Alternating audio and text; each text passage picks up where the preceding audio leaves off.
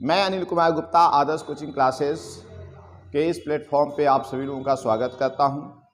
आज हम कैलेंडर के बारे में बताएंगे।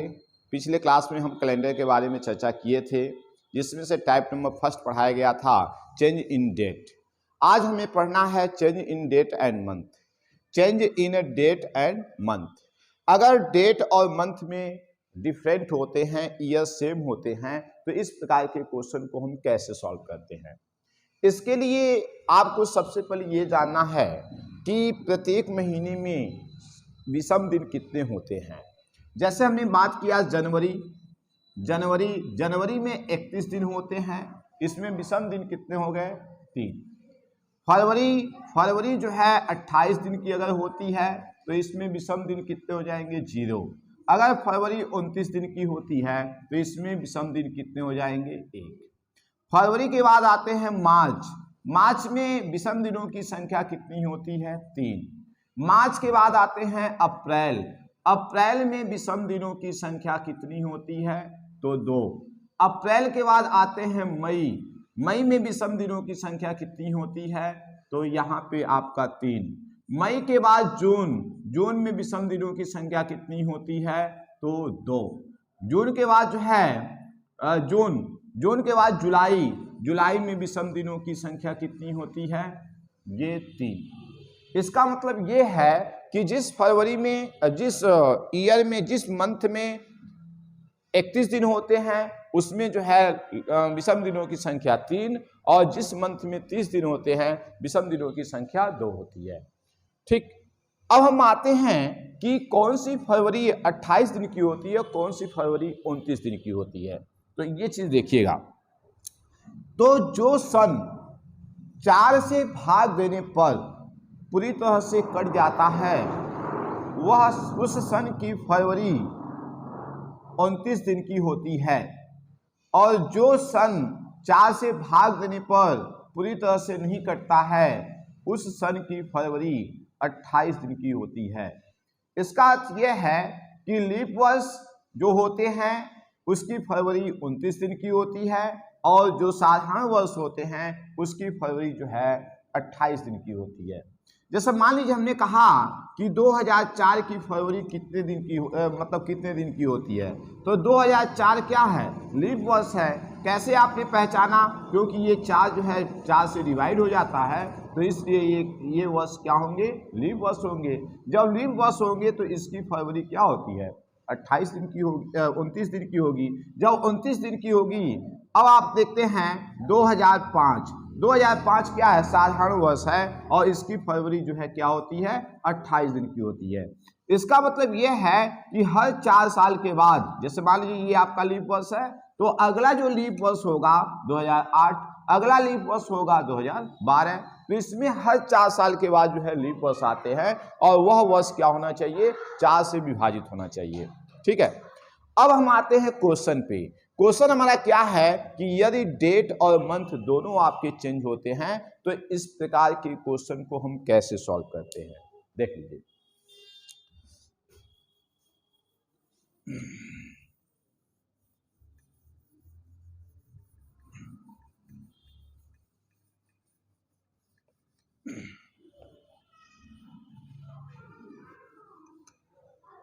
देखिए, यदि हमने कहा यदि 3/5/2008 को रविवार हो, 3/5/2008 को रविवार हो, तो 7/6/2008 को कौन सा दिन होगा?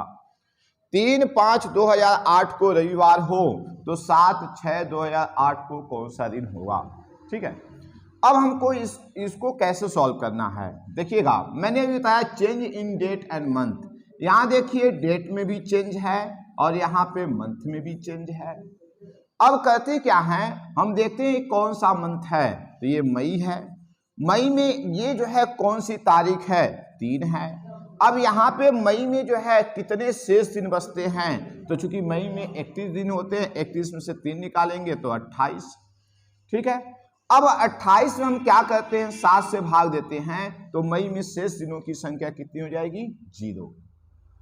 अब आते हैं मई के बाद जो है ये जून है। जून में आपका केवल 7 डेज है, तो हम यहाँ पे क्या लिखेंगे 7 में अगर 7 से डिवाइड करते हैं तो कितना होता है 0।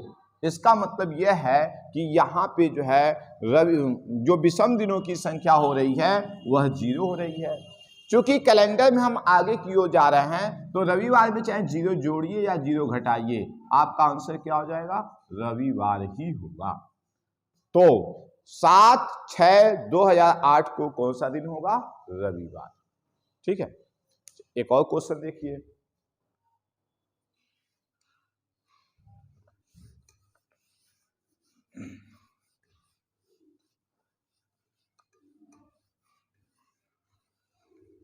अब देखिएगा, यदि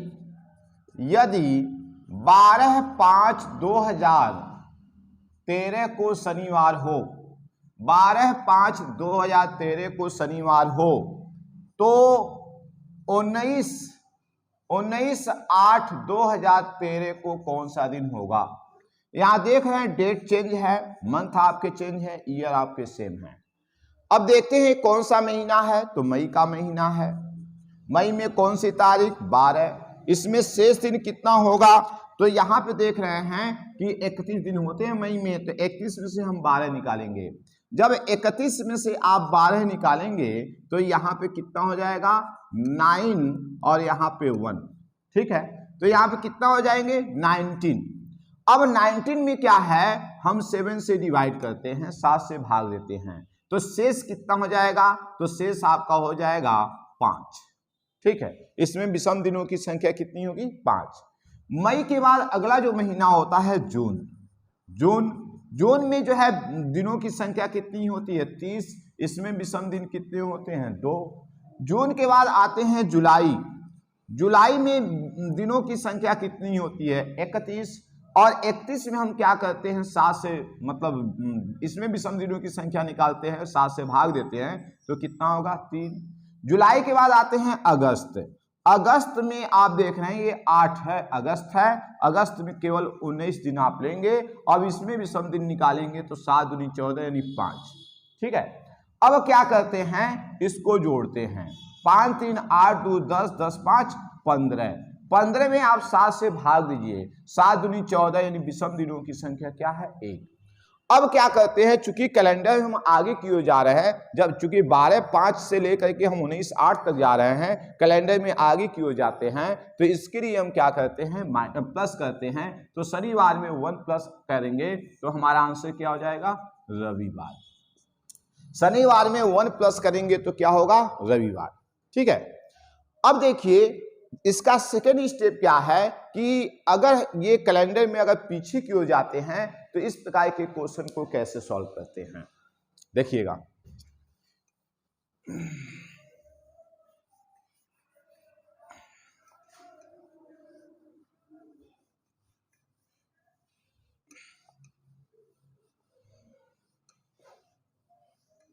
देखिए क्वेश्चन ये है कि यदि 31/8/2017 को सोमवार हो, 31/8/2017 को सोमवार हो, तो 19/6/2017 को कौन सा दिन होगा।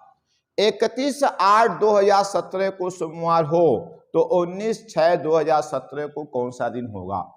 आप देख रहे हैं कि यहाँ पे डेट आपके क्या है, सेम है, चेंज है, और मंथ आपके क्या है, चेंज है। ईयर आपके सेम है, यानी टाइप नंबर हमारा 2 है। दूसरी चीज ये देख रहे हैं कि ये 8 से हम 6 यानी कैलेंडर में हम पीछे की ओर जा रहे हैं। अब देखिए इसको सॉल्व करने के लिए करते क्या हैं, विषम दिनों की संख्या निकालते हैं। विषम दिनों की संख्या निकालने के लिए क्या करते हैं, ये देख रहे हैं कि यहाँ पे जो है ये हम 8 से 6 की ओर जा रहे हैं। जब 8 से 6 की ओर जा रहे हैं तो ये आपका अगस्त है। अगस्त में विषम दिनों की संख्या निकालेंगे 31। 31 में हम 7 से भाग देंगे तो कितना हो जाएगा, यानी इसमें विषम दिनों की संख्या 3 हो गई। ठीक है, अब आते हैं अगस्त के ठीक पहले जुलाई होता है। जुलाई में आपको निकालना है विषम दिनों की संख्या, तो जुलाई में 31 दिन होते हैं, विषम दिनों की संख्या 3। जुलाई के ठीक पहले आपके क्या पड़ते हैं, जून। जून में आप देख रहे हैं केवल 19 दिन है, इसका मतलब यह है कि 19 दिन से पहले का जो दिन है हमको क्या करना है, माइनस करना है। तो जून में चूंकि 30 दिन होते हैं, 30 में 19 माइनस करेंगे।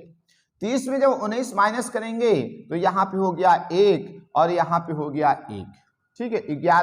11 में अगर 7 से भाग देते हैं तो विषम दिनों की संख्या कितनी होगी, 7 4 11 4, ठीक है। अब क्या करते हैं, अब हम इनको जोड़ते हैं, 4 3 7 3 10 हो गए।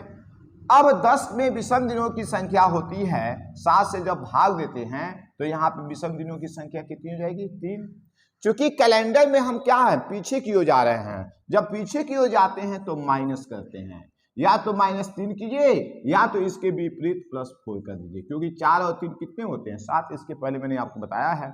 तो यहाँ पे आप देख रहे हैं सोमवार, तो सोमवार में या तो 4 जोड़िए या सोमवार में -3 कीजिए, तो जोड़ना आसान होता है, तो सोमवार में 4 जोड़ दीजिए, मंगलवार, बुधवार, बृहस्पतिवार, शुक्रवार, आपका आंसर कितना हो जाएगा, शुक्रवार, ठीक है।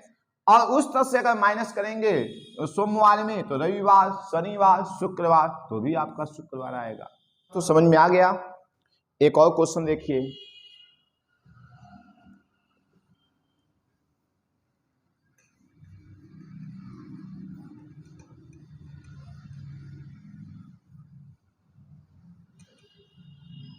देखिएगा, यदि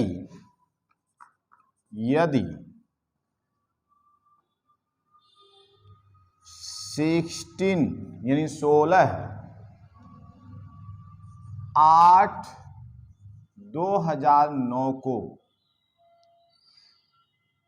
बुधवार हो तो 3/4/2009 को कौन सा दिन होगा। यदि 16/8/2009 को बुधवार हो तो 3/4/2009 को कौन सा दिन होगा। अब हम देखते हैं क्या कि ये आपका अगस्त का महीना है, तो सबसे पहले आप क्या करेंगे, अगस्त, यहां पे देखेंगे अगस्त में कितने दिन है, 16। अब 16 में विषम दिनों की संख्या, तो 7 से भाग देंगे, 7 दूनी 14 नहीं 2। अगस्त के ठीक पहले जुलाई आते हैं, जुलाई का महीना होता है। जुलाई में 31 दिन होते हैं, इसमें विषम दिनों की संख्या 3। जुलाई के ठीक पहले आपका जून होता है, जून में 30 दिन होते हैं और इसमें विषम दिनों की संख्या कितनी होती है, 2, ठीक है। जून के ठीक पहले मई की में 31 दिन होते हैं, विषम दिनों की संख्या 3। अब देखिएगा ये अप्रैल दिया है, अप्रैल में क्या है, केवल आपका 3, मतलब 3 तारीख से है। इसका मतलब ये है कि आप अप्रैल में दिनों की संख्या कितनी होती है, 30 होती है, तो 30 में आप 3 निकालेंगे तो कितना आएगा यहाँ पे, तो 27। 27 में अगर 7 से भाग देंगे तो 7 के कई शनि 6 आपके विषम दिन इसमें आते हैं, ठीक है। अब देखिएगा, अब हमको इसको जोड़ना है, टोटल विषम दिनों की संख्या कितनी होती है, 3 2 5 5 2 7 7 3 10 10 और 6 16 होता है। अब 16 में हम क्या करते हैं, 7 से भाग देते हैं, 7 दूनी 14 नहीं 2, यानी विषम दिनों की संख्या कितनी होती है, 2 होती है। चूंकि हम कैलेंडर में जो है यहां देख रहे हैं 16 से 3 यानी 8 से 4, यानी कैलेंडर में हम पीछे की ओर जा रहे हैं। जब हम पीछे की ओर जा रहे हैं तो हम क्या करते हैं, इसके लिए जो है बुधवार में 2 माइनस कीजिए, या तो माइनस कीजिए या तो प्लस, यहाँ पे 5 जोड़ दीजिए, दोनों में से कोई काम कर सकते हैं। क्योंकि जोड़ना आसान होता है, माइनस करना कठिन होता है, क्योंकि बुधवार में माइनस करना है, तो इसलिए अगर जोड़ते हैं तो बुधवार में अगर 5 जोड़ते हैं तो बृहस्पतिवार, शुक्रवार, शनिवार, रविवार, सोमवार, तो आपका आंसर कितना हो जाएगा, सोमवार। या अगर घटाते हैं तो मंगलवार और सोमवार, तो इसमें आपका जो है आंसर कितना हो जाएगा, सोमवार। अब देखिए, यही क्वेश्चन आपका दूसरे तरीके से पूछ सकता है। कैसे पूछ सकता है? वह शब्दों में पूछ सकता है। देखिएगा,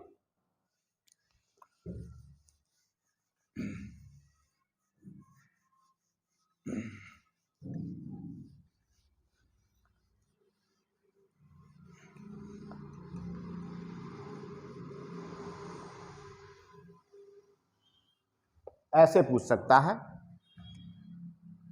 यदि 3 जून 2005 को रविवार हो तो उसी वर्ष 29 अगस्त को कौन सा दिन होगा? कौन सा दिन होगा? अब देखिए, इसको आप मिनटों में सॉल्व कर सकते हैं और फिंगर पे सॉल्व कर सकते हैं। कैसे सॉल्व कर सकते हैं? देखिए, 3 जून, यहां अगस्त, जून से हम अगस्त की ओर जा रहे हैं। जून में आपको देखना है कि 3 जून से है, तो 3 जून में विषम दिनों की संख्या कितनी होती है?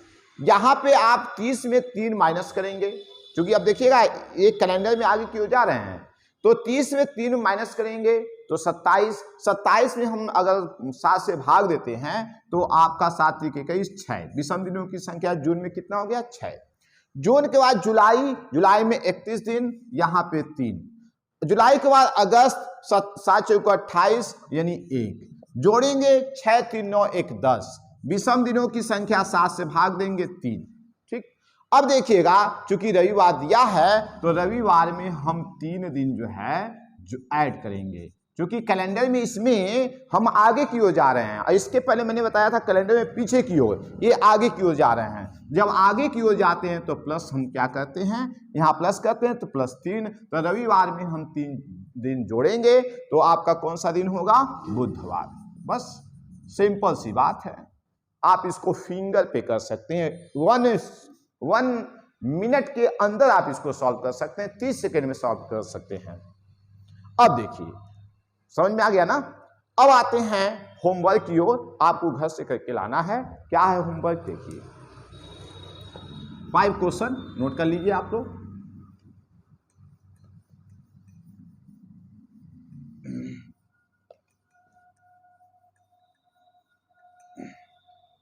देखिएगा, पहला क्वेश्चन क्या है? यदि 3/7/2012 को रविवार हो तो 18/9/2012 को कौन सा दिन होगा? सेकंड क्वेश्चन, यदि 15/8/2013 को शुक्रवार हो तो 29/11/2013 को कौन सा दिन होगा? तीसरा, यदि 18/4/2011 को शनिवार हो तो 19/5/2011 को कौन सा दिन होगा?